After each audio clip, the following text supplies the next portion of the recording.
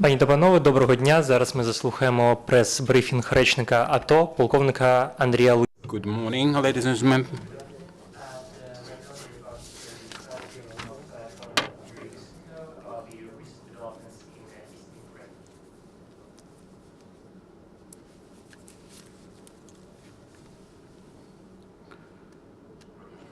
Good morning, afternoon, dear colleagues. Situation in Luhansk and Donetsk Oblast shows further active engagement between Ukrainian ATO forces and Russian terrorist groupings. We still have threat of activation of mobile subversive spying groups of the adversary for diversions at the facilities of infrastructure and in the ways of logistical provisions for ATO forces. The most dangerous situation is preserved around the Baltsevo after mass firing from the Grad systems, artillery, mortars, and firearms. Militants on numerous occasions tried to attack strong points and road posts of ATO forces at Debaltsevo and Chernuhino. All the attacks of terrorists were successfully repelled as a result of artillery shelling. The high voltage transmission line was damaged that provides power to mine Pivnichna-Makivka. After engagement with our forces, the adversary suffered considerable losses. According to information of the ATO staff, yesterday our warriors destroyed 70 militants, about 20 members of illegal armed formations were wounded, 14 units of military machinery were destroyed, 4 cars, 2 mobile artillery units, and 2 Grads for volley fire and 4 tanks. Successful action of the armed forces of Ukraine brings about panic among invaders who cannot divide the areas of influence. There was a clash between the military officers of the Russian Federation and bandits, so-called Cossacks. In connection with the warfare, the evacuation is in progress. Yesterday, from Donetsk Oblast, 359 people were evacuated, and 41 children and 2 people who are not capable of independent move from Debaltsevo, Novogrigorivka, Kommuny, Mironivsky, Krasny Payakhov. They evacuated 262 people, and also Chernuhino settlement, 67 people left it. Avdiivka was left by 30 people. And also another evidence became available to testify to Russian aggression. On the 7th of February at Ritkodub, there was a clash between our forces and the militants. As a result of successful combat, the 2 Shmel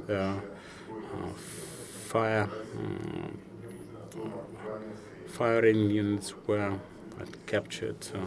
They were manufactured in 2000 in the Russian Federation. Also at Debaltsevo, our military officers seized documents that show that the cold military were Russians.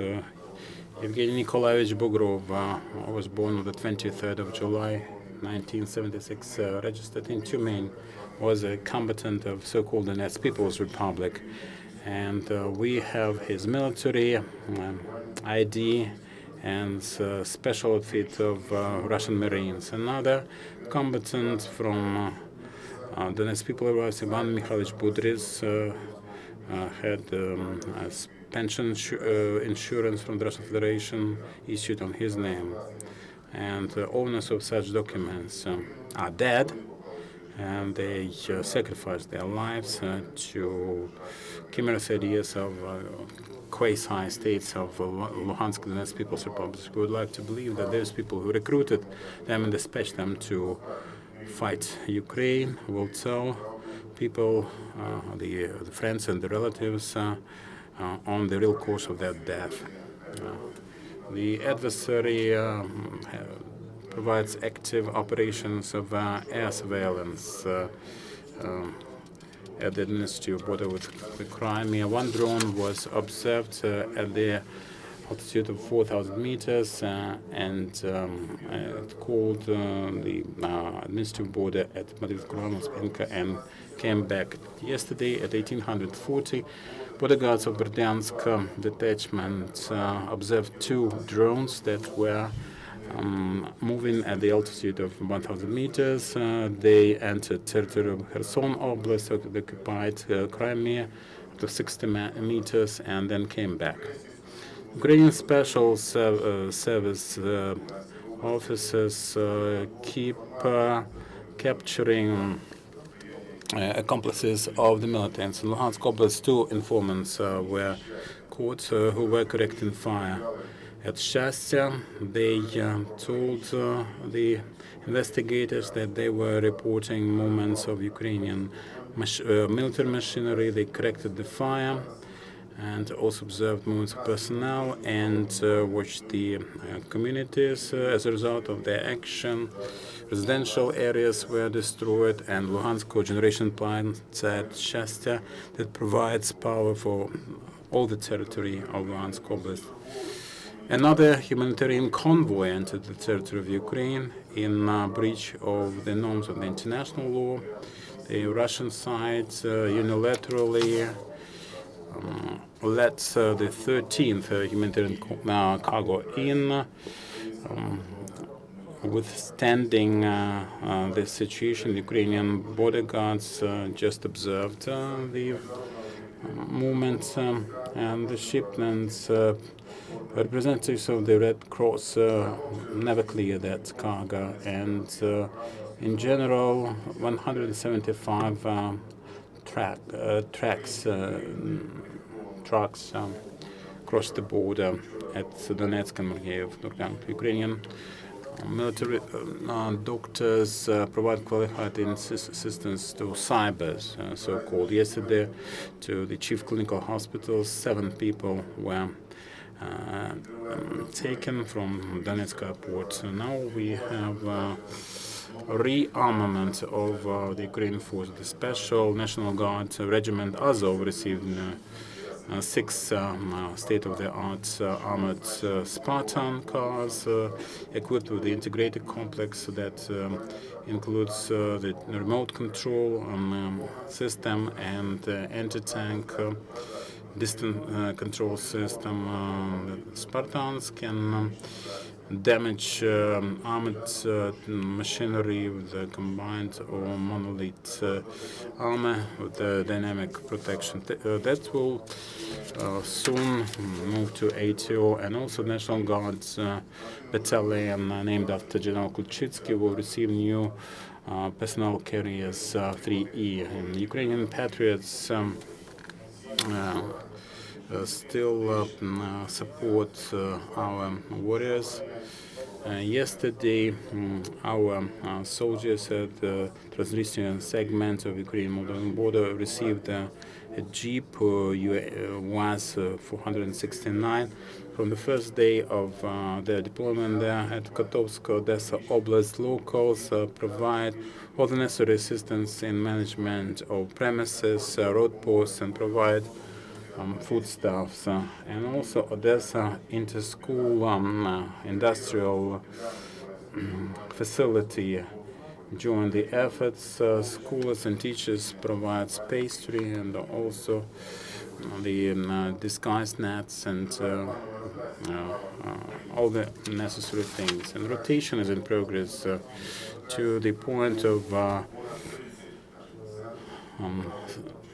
stationing 30 paratroopers who participated in anti-terrorist operations in the east of Ukraine now came back, and for 2 months they were being there, and at the same time the combined police detachment from Chernihiv Oblast arrived. They have experience of fire engagements with the adversary and managing communications with the locals. They are provided with the foodstuffs, winter overalls and all the protection means, and they're joined by volunteers of the single volunteer center. They provided warm things, the disguise outfits, the disguise nets. The Ukrainian authorities are in favor of peaceful conflict resolution in Donbas. President Petro Poroshenko summoned the world to actively support Ukraine and review the situation. The 51st München Conference of Safety. He demonstrated to the participants the IDs of Russian military officers who fought in the territory of Ukraine. This is another occasion to provide evidence of their presence in the territory of Ukraine, participation in the conflict with arms. And for today, another telephone consultation is planned among Ukraine, Russia, Germany, and France for further provisions for peaceful resolution of the conflict. If you have any questions, this is your opportunity. The fifth channel, can you clarify how many Ukrainian military officers died yesterday? We have no data on the casualties and the dead. As to the number of shelling, 111 at 37 communities. Are there any further questions? No further questions, as it seems. Thank you very much. Our next briefing will be tomorrow at 11:30.